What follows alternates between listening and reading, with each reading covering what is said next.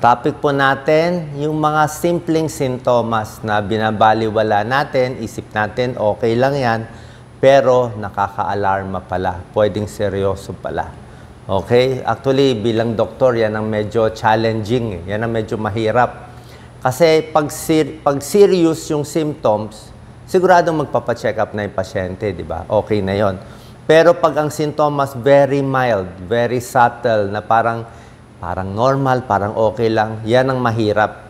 Diba? Kasi meron tayong mga sakit na tinatawag na silent killer. Na halos walang sintomas pero malala. Tulad ng mga cancer. Karamihan ng cancer, walang sintomas. Dahan-dahan ng paglaki niya. Thyroid problem, nasisira. Usually, sintomas niya pakonti-konti. Diabetes, marami rin, walang sintomas. Stomach problem, yung mga ugat nagbabara, mental health problem, pakonti-konti ang symptoms, diba? Mahirap mahuli. So, 11 signs to na dapat magpa-check up na kahit isang beses. Okay? Pero syempre, i-add ko lang muna, pag severe ang sintomas, talaga magpapacheck siya. Let's say, sobra sakit ang ulo, sobra sakit ang tiyan, yan, magpapacheck na yan. Sobra ng hina, nabulol, stroke yan. Nagkonvulsyon, mataas ang lagnat, magpapacheck na yan. Hindi makahinga, magpapacheck na yan. Pero itong 11 na tatalakay ko ngayon, medyo mild lang to. Tingnan natin to, 1 to 11. Number 1, laging pagod o sobrang pagod. Okay? Karamihan, pag pagod, sabihin natin, wala, pagod lang ako. Baka wala namang problem. Pero kung pagod ka na ng 3 buwan o 6 na buwan ka na laging pagod kumpara sa last year, medyo tingnan natin. Ano yung mga possibility sa sobrang pagod? Pwedeng anemic. O baka mababa dugo mo, kaya nga lagi kang pagod, kulang ka sa red blood cell. Baka kulang ka sa tulog or nakakatulog ka, may problema ka sa tulog mo. Baka humihilik, may GERD ka, o kaya parang mahina ka lagi. Pwedeng may thyroid problem. Okay, yung thyroid na yan. Minsan, mababa yung thyroid hormone, mataas yung thyroid hormone, pwede mag-fatigue yan. Yung mga depressed. Kala mo okay ka, pero depressed ka na pala, pagod din yun. Ito pa, low potassium. Mababa ang potassium, manghihina din yan.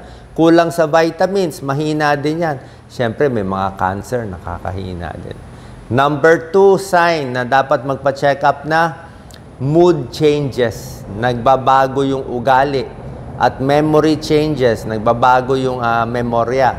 Yung mood changes, lalo na sa kabataan, before 40 years old, marami talaga ngayon po, mental health problem, may depression, may anxiety, may bipolar, meron ding personality disorder. Maraming may personality disorder. Yung mga obsessive-compulsive, narcissistic, meron pang histrionic, madrama. Meron pang borderline, mahirap kausap ang borderline personality. So, baka meron diferensya pala, naglalabas itong kaya may mood change siya. Okay? So, kala mo, baliwala lang, serious mental health problem pala.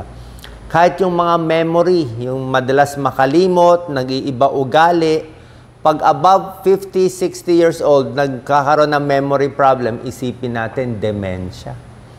Pwede ang dementia. Ang dementia, ulyanin, pwede dahil sa Alzheimer's disease, pwede dahil mayroon ng mga maliliit na stroke, hindi natin napapansin, possible din yan. Meron ding mga Parkinson's disease. So, habang maaga pa, dapat maagapan na yung dementia para maka-adjust yung pamilya. Usually, mga may dementia na senior, may edad, mainitin din ulo, nagsisisi lagi na, ninakaw mo gamit ko. Pero hindi mo naman ginagalaw, siya nakalimot. So, common yan. Number 3 sign na dapat magpa-check up na, very mild lang to, sleep changes. Nagbago yung tulog niya. Ngayon, di na makatulog o sobrang tulog. Tapos isa pa yung laging binabangungot. Actually, yan ang number 1 tanong ng mga psychiatrists. Kamusta bangungot? May bangungot ka ba? Kasi pag isang tao, binabangungot, panoorin yung video ni Doc Lisa, may ibig sabihin yung bangungot, yung masamang panaginip. So, meron kang stress, meron kang galit, meron kang issue na hindi mo malabas Kaya pag natutulog, lumalabas lahat. Hindi masarap ang tulog mo. Meron din nagbabago yung tulog kasi humihilik. May obstructive sleep apnea. Barado dito. Meron din may GERD. Meron din sobrang stress. Yan. So, dapat pa-check din yan. Number 4, pagbabago sa balat. Skin changes. Yan, very important to skin changes. Pag skin changes, ako nga lagi ko tinitingnan. Pag naliligo kayo, tingnan nyo lang yung balat nyo sa harap, sa likod, baka may nakatago dyan. Kasi ang mga nunal, delikado yung biglang wala ka namang nunal, tapos nagkaroon ka ng nunal. Okay lang kung mga bilog-bilog na makita nyo, marami na ako napatanggal na nunal eh. O, si Doc Lisa may nunal dito, pinatanggal na rin namin. Kasi yung mga alanganin na nunal, lalo na kinakatakot natin, melanoma. Melanoma is a very aggressive skin cancer. Pag may melanoma, parang within 6 months, pwede kumalat eh, pwede mamatay. Talagang mabilis. O, pag ano niya, maitim lang siya. Pero yung itim niya, ibang klase. Itim na itim siya. Tapos yung border niya, yung hindi siya bilog, parang medyo may jagged siya. Na itim, kakaiba, minsan pa iba-iba, may itim, may brown. Yun, delikado. Skin cancer yun. Okay? So, kaya tinitingnan yung balat. Kung malalaking nunal, pa-check natin, patanggal natin na maaga para hindi magbago. At isa pa, maganda sa mga skin changes, kita mo, ang balat kasi natin, dyan nakikita yung sakit sa loob ng internal organ. May liver cirrhosis, may liver cancer, sa balat lumalabas eh. May spider angioma dito yun, may pula-pula. Okay, may palmar erythema yan eh. Minsan namimiss ko sa pasyente, yung namumula dito. Kala mo, okay lang, yung pala, liver cancer na yon. Kidney disease, kidney problem, nag-iiba yung kulay, may mga rash. Okay, nag-iiba yung balat. Diabetes, nangingitim dito, ibang issue. Merong mga ibang may cancer, may skin changes din. Varicose at ibang mga sakit, lumalabas din sa balat. Number 5 sign na hindi natin pinapansin yung pagbabago sa pagkain, sa digestion. Tapos yung timbang either namamayat o tumataba. Okay? Kadalasan kasi, lalo na pagka mag-anak nyo, o kasama mo lagi misis mo, anak mo, hindi nila mapapansin tumataba ka o pumapayat ka eh. Kasi araw-araw ka nila nakikita. Diba? Pero yung classmate mo na 2 years ka hindi nakita, diba? Tapos sinabi niya sa'yo, uy, parang namayat ka ngayon ah. Oo. Bago ka matuwa na namayat ka, check muna bakit ba namayat. Kung hindi ka naman nagpapapayat. Kasi weight loss more than 10 pounds, medyo dapat tingnan. Kasi ang cancer, first, madalas ang symptoms ng cancer, weight loss lang. Oh, wala na siya ibang maramdam, namamayat lang. Kasi salbahe nga yung cancer cells, kinukuha yung nutrition ng katawan. Kaya pag nakita ka ng classmate mo, sinabi naman sa'yo, uy, tumataba ka ngayon. So, dapat matuwa ka na tumataba ka, na at least hindi namamayat, di ba? Anyway, basta dapat tama lang timbang. Kung namamayat, okay lang kung nagda-diet ka. Otherwise, i-check natin ang weight loss, hindi lang cancer, tuberculosis, weight loss, hyperthyroid, weight loss, diabetes, weight loss din. Irritable bowel syndrome, laging makuluan yan. Yan. Number 6, symptom, pagbabago sa pagdumi. Yan, yung pagdumi mo, baka yung dumi may dugo. Siyempre, pag dumi may dugo, pwedeng hemorrhoids, almoranas, pwedeng colon cancer. O yung bowel habits, nagbabago sa tiyan, di ba?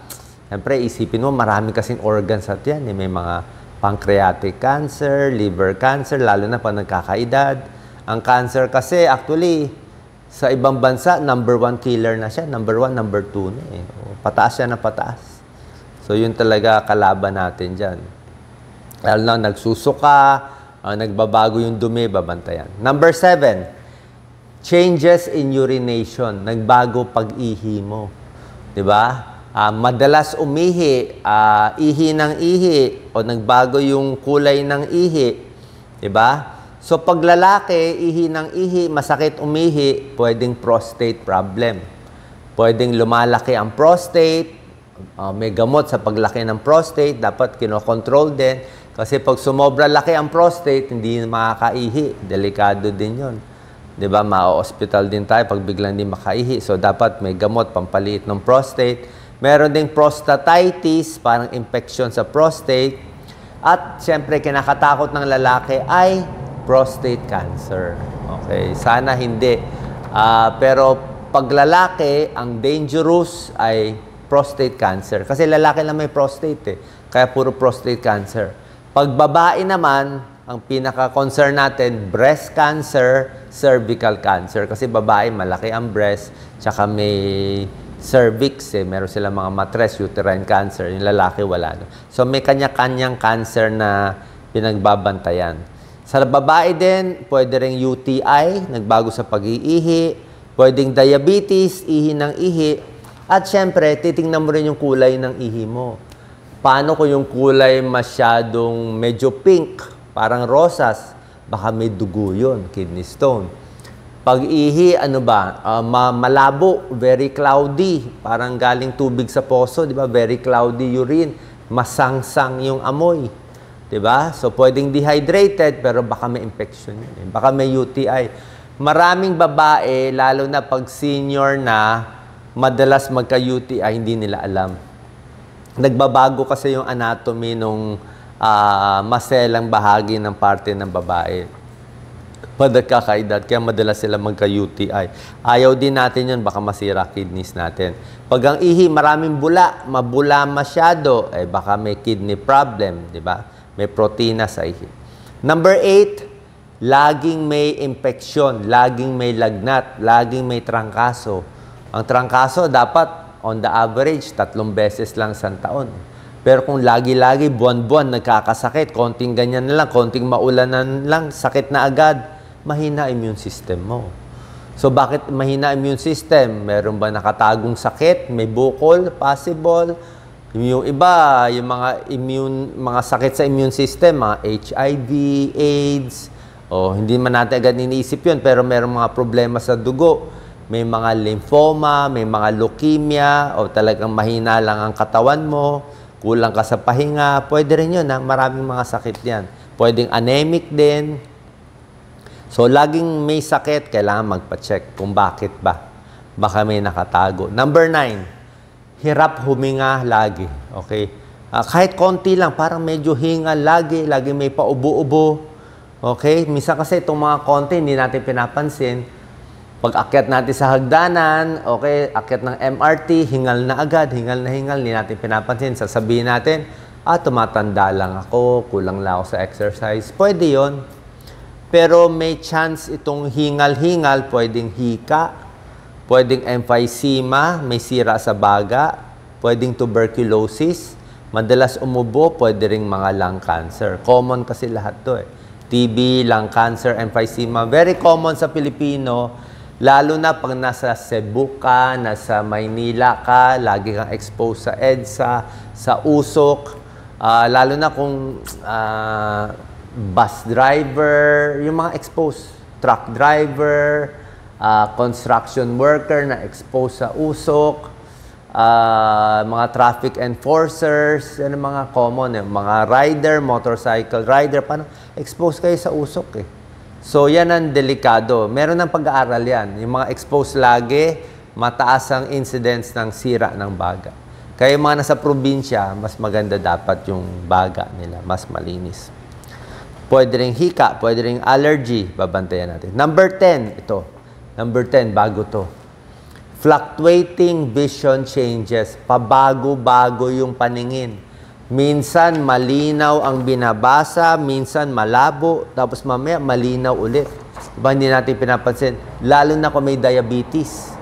Kung may diabetes kayo, tapos napapansin nyo yung vision nyo nagbabago, magpa-check na agad sa ophthalmologist. Yan, payo yan ng kaibigan ko, Dr. Rory Go, isang magaling na ophthalmologist sa Chinese General Hospital. Sabi niya, Doc Willie, maganda i-discuss to. Kasi karamihan daw ng pasyente niya, diabetic retinopathy. Dahil sa diabetes, nasira ang mata at hindi nila pinapansin. Kasi konting labo lang eh. Pero yung sira pala sa mata, nasira na siya. May mga ugat-ugat na bagong ugat na tumutubo na parang matigas siya, nahihila yung retina, na de-detach. Ang ginagawa niya ay pinuputol niya isa-isa yon physically para bumalik yung retina at hindi mabulag. Marami pala nabubulag dito. Diabetic retinopathy. Okay? At ibang vision changes, mga glaucoma, kailangan din natin ipakita. Kasi minsan ng mali, pa-check up lang ng salamin, paggawa lang ng salamin, tapos na. Pero yung ophthalmologist, kailangan din makita yung mata. And number 11, siningit ko lang, syempre, sakit sa puso, masakit ang dibdib. Oo, pag bata pa kayo, masakit ang dibdib nyo, most likely, wala lang yon, no problem. Kung wala pa kayong 30 years old, hindi naman tayo mag-worry. Unless may sakit ka na sa puso nung bata ka pa. Pero otherwise, okay dapat yon unless may rheumatic heart disease ka nung bata pa. Pero pag edad 50, 40, 50, 60, masakit ang dibdib, lalaki, naninigarilyo, mataba, diabetic, yan, may lahi na sakit sa puso, kahit sa babae, mag-iingat tayo kasi pwede may sakit pala sa puso. Kasi alam nyo naman, yung heart attack, number 1 killer din natin yan. Okay? So, sana pa nakatulong to. 11 symptoms. Magpakonsulta kahit isang beses lang para ma-sure natin na wala kayong problema. Pwede na kayo dumiretso kung gusto nyo Let's say, baga problema, punta na kayo sa pulmonologist. Ihi ang problema, lalaki, doon na kayo sa urologist, di ba? Sa puso, cardiologist, di ba? So, depende doon sa sakit. Sa balat, pakita nyo muna sa derma, malalaman naman niya kung balat lang ang problema o merong problema doon sa internal organ. Saan pa nakatulong tong video? Share po natin sa ating kababayan.